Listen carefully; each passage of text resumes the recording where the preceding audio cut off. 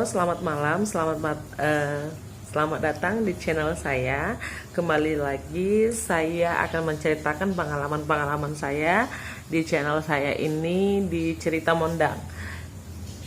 Jangan lupa untuk kalian yang tetap menonton dan stay tune tentang video-video saya dan vlog-vlog saya. Jangan lupa untuk like, subscribe, and share. Lalu buat komentar berisikan apa yang ingin kalian saya ceritakan, saya akan ceritakan. Lalu isi di kolom komentar tersebut. Oke, siap? Oke, kali ini saya akan membagikan cerita-cerita saya, cerita-cerita pengalaman, fakta, dan realita. Nah, kali ini saya akan menceritakan tentang pengalaman saya fun rafting di Sungai Citarum. Ada yang tahu Sungai Citarum? Ya, Sungai Citarum itu adalah sungai nomor 3 terganas di Indonesia dulu ya. Lalu, dan sungai yang paling jorok nomor 3 di dunia. Bayangin aja, kenapa paling jorok? Karena banyak limbah-limbah dari pabrik-pabrik itu dibuang ke sana. Padahal sebenarnya Sungai Citarum itu bersih ya. Dan itu bagus untuk spot untuk kita wisata ya. Dan itu panjang. Lalu setelah panjang itu arusnya juga bagus, view-nya juga bagus, orang-orang di sekitarnya juga bagus gitu loh. Nah, saat itu kita berada di Sungai Citarum, kita masuknya daripada Larang. Daripada Larang kita masuk ke dalam itu sekitar 3 kilo dari jalan besar.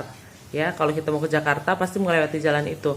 Nah, ke Sungai Citarum itu ya, biayanya waktu itu kita ada potongan. Jadi kita cuma bayar seikhlasnya aja. Karena waktu itu kita berbawa organisasi dan kita juga ada kenalan orang di situ. Nah, waktu kita mau fun rafting, sebelum kita fun rafting, kita di prepare dulu nih sama skipper. Skipper itu mengasih tahu apa-apa aja persiapan-persiapan yang akan kita hadapi sebelum kita melakukan rafting ya. Awalnya kita pemanasan dulu. Pemanasan, kita juga exercise di badan semuanya dan memakai pakaian yang harus mengikat badan kita. Contoh, sendal itu harus benar-benar lengket di kaki. Kalau nggak lengket itu nanti bisa terjadi hanyut lah apalah gitu. Cara kita megang dayung seperti foto ini ya. Cara kita megang dayung ya itu harus bisa. Cara kita duduk kuda-kuda ya, menyelamatkan diri pada saat kita jatuh ke pusaran air. Kan ada juga di sungai itu air yang berputar. Nah, saat itu kita satu perahu itu ada beranggotakan 6 orang dan ikut skipper jadi 7 orang. Skipper kita 1 orang. Tugas skipper itu untuk mengarahkan kemana perginya perahu ini. Jadi dalam arus yang sangat besar ya, dia akan mengarahkan kita dan dia sebagai mentor di perahu kita. Nah, pada saat itu kita mulai startnya di atas ya, dekat turunan air. Kita startnya di sana. Kita berangkat nih. Perahu pertama berangkat. Perahu kedua yaitu kami berangkat juga. Awalnya kita asik-asik aja ya, asik-asik aja melawan-lawan arus, kita asik-asik aja. Wah, pada saat itu skipper kita dari kampus Unbrau, Universitas Brawijaya, namanya Kang Upis, saya ingat banget. Saat itu Kang Upis sebagai skipper kita. Lalu pada saat kita skipper ini masih dekat, belum jauh, hanya 50 meter dari kita start ya, 50 meter start. Kalau orang yang pernah ke Citarum pasti ada itu jembatan penghubung ya antara desa satu ke desa lain. Pas di bawah jembatan itu ada hole, batu yang besar, lalu arusnya sangat besar. Saat di situ kuda-kuda kita nggak kuat. Lalu pada saat itu skipper kita pun terlambat mengarahkan perahu kita.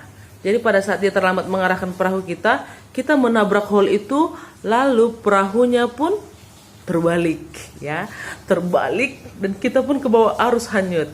Nah, salah satu dari teman kita itu namanya Osvaldo, saya masih ingat, dia langsung menyeberang ke pinggir, sedangkan saya dan teman-teman saya yang lain sudah diingatkan kalau terjadi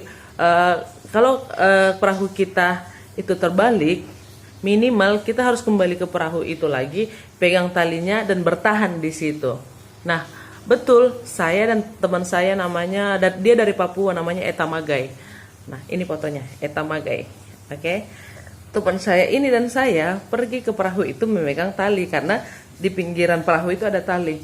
Kita berlindung di situ dan itu tidak enak teman-teman. Itu tidak enak banget. Kenapa? Pada saat kami berlindung ini, ternyata walaupun kita pakai pelampung, kita akan tetap tenggelam. Di situ saya mengerti. Walaupun kita memakai pelampung, kita akan tetap tenggelam karena arus yang sangat dalam. Saya tidak ingat berapa kali saya tenggelam dan saya itu kelelep. Dan kita pun berbagi-bagi. Ada yang mencar ke pinggir sungai sana dan kita di pinggir kanan sungai ini. Lalu yang terjadi apa? Kita melihat teman kita, hanya dayungnya yang kelihatan. Orangnya tidak kelihatan, itu namanya Agil. Saya masih ingat teman saya itu namanya Agil. Lalu apa yang terjadi? Kami berpikir kalau Agil ini sudah hanyut atau gimana, tidak selamat gitu ya. Ternyata teman kita ini Agil, dia masuk ke dalam air yang berputar ya. Dia masuk ke air yang berputar dan dia ditarik ke bawah. Saat dia ditarik ke bawah ini ya, apa yang terjadi? Dia ingat pesan dari skippernya, kalau terjadi kita ditarik ke dalam air seperti fun rafting kayak gitu, kita harus membungkukkan badan lalu kita akan tercampak keluar. Itulah yang dilakukan oleh Agil. Jadi ini tips juga untuk kita saat kita masuk ke dalam putaran air, ada itu sungai-sungai yang airnya berputar, bungkukkan badan, gulung badan seperti lutut ya, lutut dengan dada disatukan, lalu kita pegang, kita akan tercampak keluar dan itulah yang dilakukan Agil. Lalu yang lainnya itu juga mencar, kita semua mencar karena kita semua hanyut ya. Hanyut itu kita selama 1 jam. Bayangin panjangnya perjalanan kita ini 1 jam dan kita kelelep, tiba-tiba berdiri dan itu capek sekali. Dan saya baru sadar kalau sungai itu sangat dalam, Citarum itu sangat dalam ya. Pada saat itu saya kelelep maju.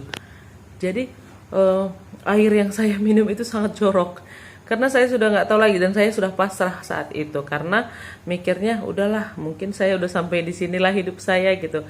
Karena nggak ada harapan untuk kita naik ke perahu itu pun sudah nggak bisa lagi karena posisi perahu itu sudah terbalik, yang di atas pun hanya skipper. Sebelum kami melakukan fun rafting, skipper sudah mengatakan apapun yang terjadi, dayung harus tetap di tanganmu. Dayung selalu diselamatkan ya. Jadi kami selalu pegang dayung selamat, kaminya yang kelelep. Lalu teman saya juga yang orang Papua itu juga bilang, aduh gimana ini kak katanya. Pada saat air tenang, kami tenang. Lalu datang lagi datang lagi arus, kelelep lagi, datang arus. Jadi gitulah ceritanya. Belum lagi kaki terantuk-terantuk, di dalam itu banyak batu, kaki kita jadi lecet-lecet, teman kita di sana mencar. Pada saat itu kami hanya bisa berserah ya. Teman saya juga si Eta juga berserah. Ya udahlah, kalau nyawa kami juga hanya sampai di sini, kami sudah pasrah gitu kan. Lalu tidak menutup, ada teman kita yang 2 perahu lagi datang bilang ke kita, kalian tetap harus di perahu, bertahan di perahu, jangan lepaskan perahu gitu ya. Jadi saya pun masih tetap memegang perahu ini. Namun karena arusnya yang sangat kencang, kadang saya terpental gitu dan ditarik ke bawah. Karena sungai itu kan dalam kan. Jadi kita merasa kita ditarik ke bawah selalu. Tapi karena saya selalu menggantungkan tangan saya di tali itu, dan saya merasakan pertolongan Tuhan yang luar biasa saat itu. Karena ya itu tadi, ketika arus datang, saya tenggelam, saya berusaha naik lagi karena saya tetap memegang perahu. Saya selalu ingat apa yang dikatakan mentor saya kepada saya. Dan di akhirnya kita semua selamat, tidak ada yang hilang, tidak ada yang celaka, bahkan tidak ada yang meninggal. Karena apa? Satu yang pesan saya ambil dari cerita ini, kalau kita sudah memulai sesuatu dan kita mempercayakan satu orang sebagai pemimpinnya, percayalah dengan kata-kata pemimpin itu.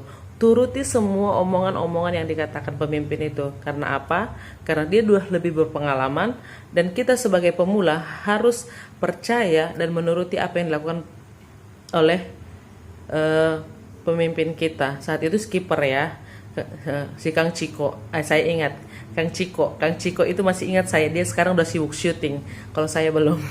Nah, dia sekarang sudah sibuk syuting, dan saya masih ingat Kang Ciko itu orang yang baik saya kenal untuk rafting ya. Ketika saya rafting, dia itu dukung, mengajari, dan sampai kapanpun kita akan tetap berteman di sosial media dan dia selalu ingat kita. Itu Kang Ciko.